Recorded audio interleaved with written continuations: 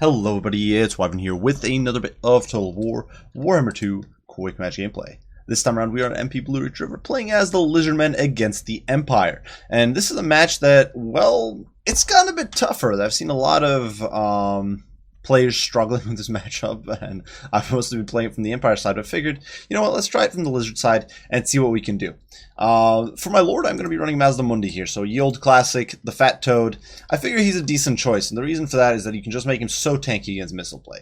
52% missile resist thanks to Sunburst Standard, then you get another 15% resist from Star Chamber Guardians. You're already up to an insane amount of resist against missile play. And obviously, most of the Empire's missile play is physical, so you don't have to worry about too much magic missiles unless you're wandering into silver bullets with the Hammer of Witches.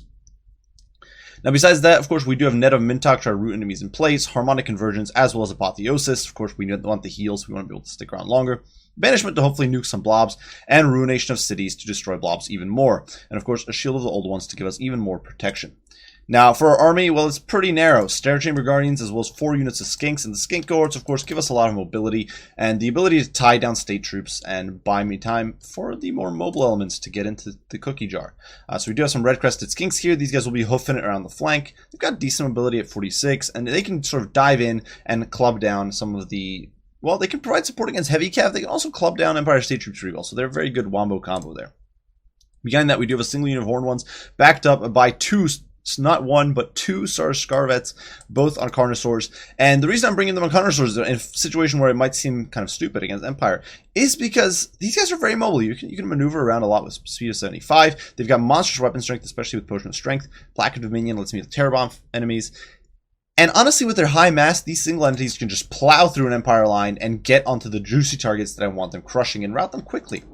On the other flank, we do have a single unit of Horned Ones also looking to harry my opponent. Now, there is definitely a risk with this narrow army that I could get sort of overwhelmed, gunned down, and isolated, but I'm hoping that we'll be able to swarm my opponent and perhaps... with all the mobile elements we have, we will be able to outmaneuver them. Because state troops, which is usually the core of Empire builds, are not the most nippy of defenders. Now, for my opponent's army, he has decided to roll with a Marcus Wolfhart. And Marcus currently is kind of busted. In fact, I do believe CA has admitted this, and they are planning nerfs. Now, his damage output is high. I'm not sure that's necessarily a problem. But his magic missile abilities here are pretty insane. Focus shot does stupid amounts of damage. Ember Bow does even more ridiculous amounts of damage. There are some videos up already from various streamers and YouTubers of wombo combos from Marcus Wolfhart deleting enemy lords or heroes. So he's definitely in just a volley of his abilities, which is pretty nuts. So you have to be very wary of that. Fortunately, Mazda Mundi does have some resistance because he has a huge HP pool. And of course, he does have resistance to missiles, and magic missiles actually count as a projectile weapon or as a missile weapon. Besides that, he does have fleet-footed, which makes him a bit quicker if someone's close to melee, and hunter snare, which is a short-ranged and but AoE net, which is pretty insane. It's definitely frustrating to play against. Now, for the rest of my opponent's army, he does have a Amethyst Wizard here with Fate of Buna, as well as Spirit Leech and a Power Stone. So definitely going to be looking perhaps to melt down my Horned Ones or perhaps the Star Chamber Guardians and just be a general pain in the rear. Maybe use that Spirit Leech on one of my lords or heroes.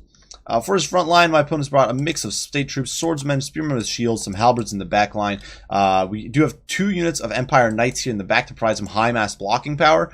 4 units of Huntsmen, so this is pretty insane. Definitely showing how some Empire players now are just committing fully to this Huntsman tactic. Now, personally, I don't think Huntsmen are actually that great against Lizards if you're not comboing with Gelt. Gelt makes them really strong against lizards because you can drop Lizardmen armor and these guys melt them. But honestly, against a lot of the lizard big boys, these guys don't have the best AP values. Like, you look at these stats, and 16 and 4.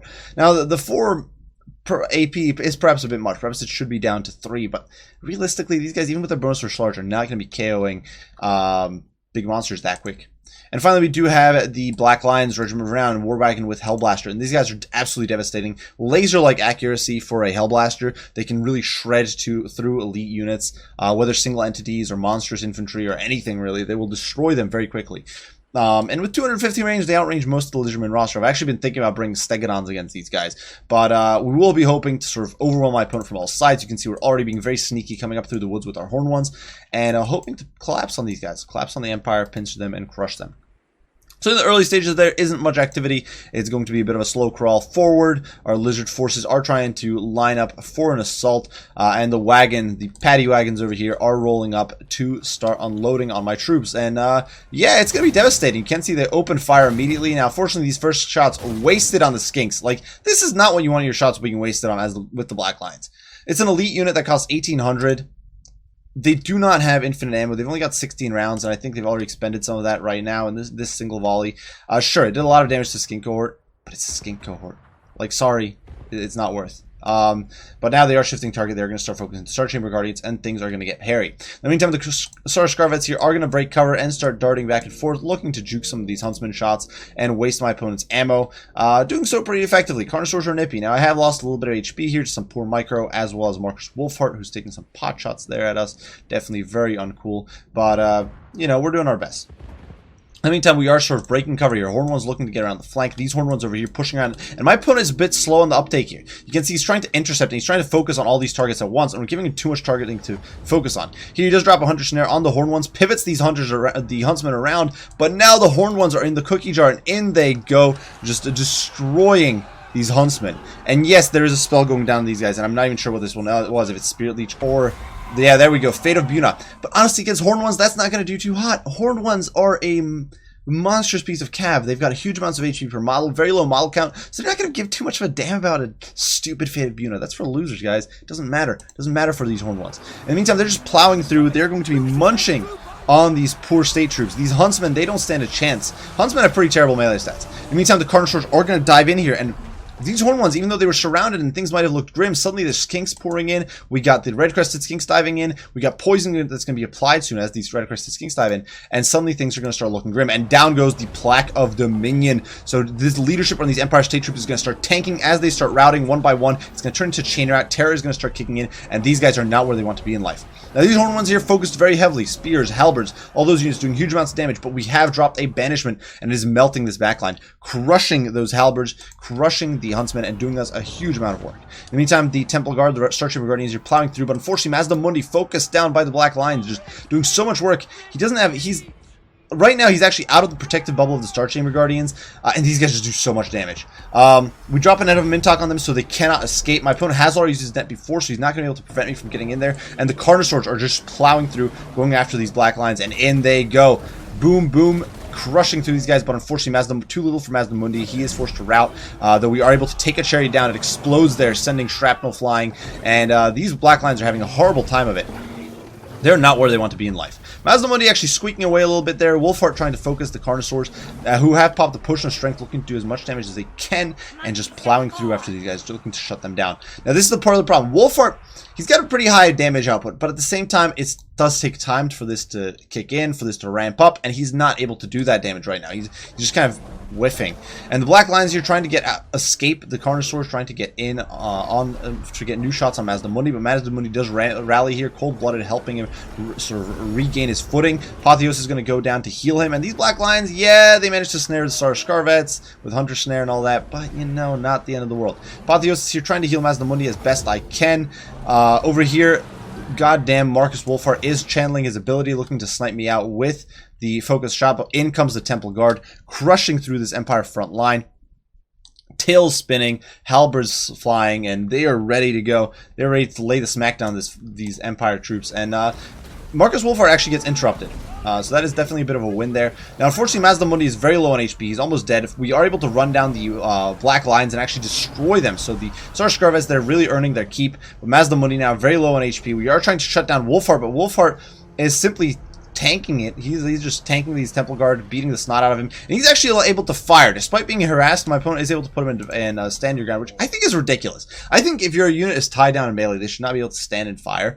I can understand if a unit is like not the engaged model, but Marcus Wolfheart is very much the engaged model here, but he is able to shoot down poor Lord Mazda Mundi. I'm not able to escape, and he's going to be able to take the Fat Toad down here. We're down to 500 HP. Another shot goes down. That was, I believe, Amber Bow. Just too much for Mazda Mundi to handle, and he goes down like a 9-pin. But fortunately, at this point, balance of power is very much in my favor. So my troops are not just going to insta-rout. Skinks don't have good leadership, but you know what? We still got Horned Ones, man. We still got a almost full health Star Scarvet, and we are still going to be running amok. This Star Scarvet here is actually going to rally on 600 HP. This bad boy over here is still going to be running amok Horned Ones, my opponent's trying to swarm them, but the fact is, Horned Ones with the Cold-Blooded in there are going to hold their ground. We're going to dive in here. We're going to pop a Plaque with a minion again, tanking these guys' leadership, dropping them to almost nil. Terror's going to start kicking in. Once again, these halberds are going to rout, and suddenly we are very much free to win. And keep in mind, we still have a lot very potent infantry force. Star Chamber Guardians, Red Crested Skinks. The cool thing about Red Crested Skinks is they have 46 speed, so if Marcus Wolfhart, for example, tries to escape, he's not going to be fast enough.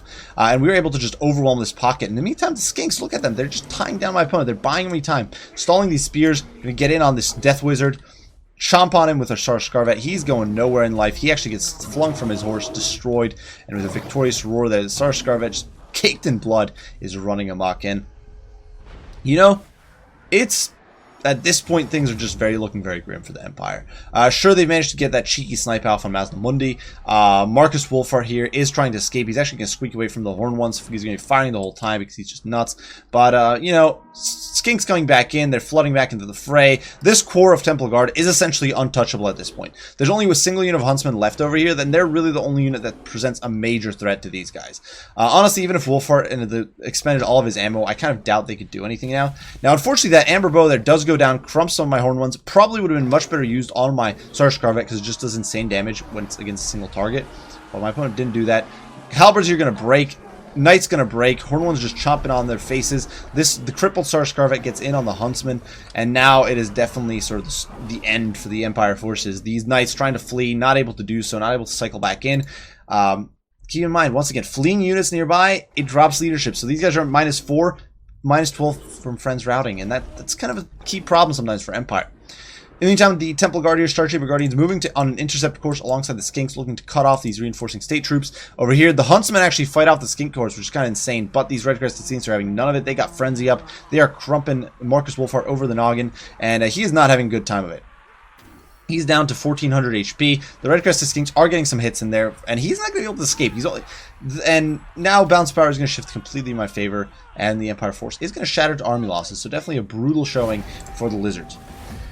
Now, obviously there were some misplays on both sides, and it's definitely some of my opponent's misplays proved to be a huge boon for me and getting where I wanted to go.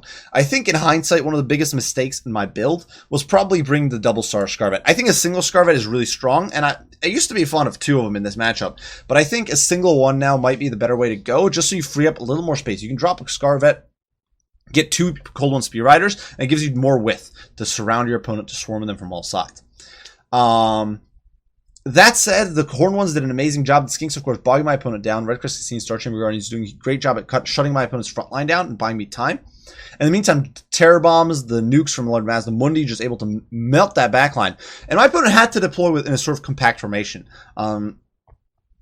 Because he was relying on sort of just a few Empire Knights and state troops to defend the backline, he obviously had the net from Marcus, but going with this much shooting, you need to cut corners somewhere, and he was able to force to sort of compact his forces, and because of that, the Horned Ones got huge value. I think it's a very tough matchup. I do think Marcus Wolfhart is a bit overtuned. I was a bit hesitant to call him so, but with his abilities, just how strong they are, especially Amber Bow and Focus Shot, I think he is a bit overtuned. He probably needs some nerfing there. We'll probably see that in the likely hotfix, I would assume, within the next few weeks.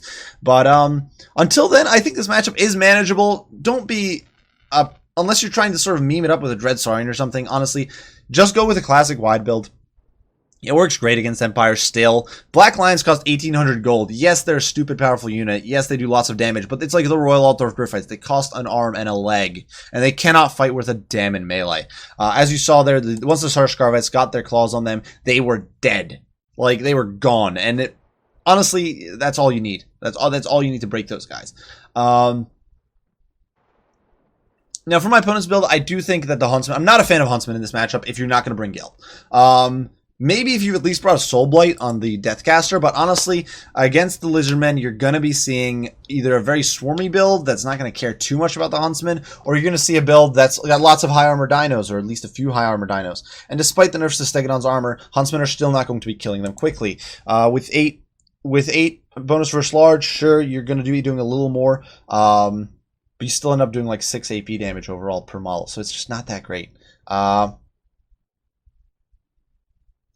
And yeah, I think if you're going to bring Gelt, go for it. Go for it. Make a mix of Huntsmen and guns. It's great. It can work wonders. I actually have a few games that I played like that where I brought Gelt and Huntsman. But without Gelt, without the armor sundering, Marcus Wolfhard doesn't make your guys better at punching through armor. It's just a very risky and, in my opinion, very unreliable attempt. And obviously, you guys did see... And that's another problem with not bringing guns. People are thinking that Huntsmen are going to be supplement or replacing guns now. No way, Jose. You saw it in this match where the Star Scarvas just bobbed and weaved back and forth, making themselves a very tough target for the Huntsman. It's honestly just Wolfhard and his abilities that were doing damage. So, those are my 2 cents there. I don't think the Huntsmen are necessarily the greatest pick here. And... obviously, Wolfhard a bit overtuned right now. But I do think there was a little too much focus on shooting. And too little focus on protecting the backline, really. I think my opponent kind of gambled that Wolfhard's net plus the Knights would be enough, and it just wasn't. I think if you want a proper backline defense, you need to go a bit wider. Maybe get more just generic spears in there, something like that. And you can pull it off a little better. But regardless, well played, Central Scrutinizer here. Hope you guys enjoyed the video. If you have any comments, critique, questions, don't hesitate to put them down below. If you enjoyed, be sure to leave a like, subscribe, comment, hit that notification button. And I will see you all in the next one. Wyvern out.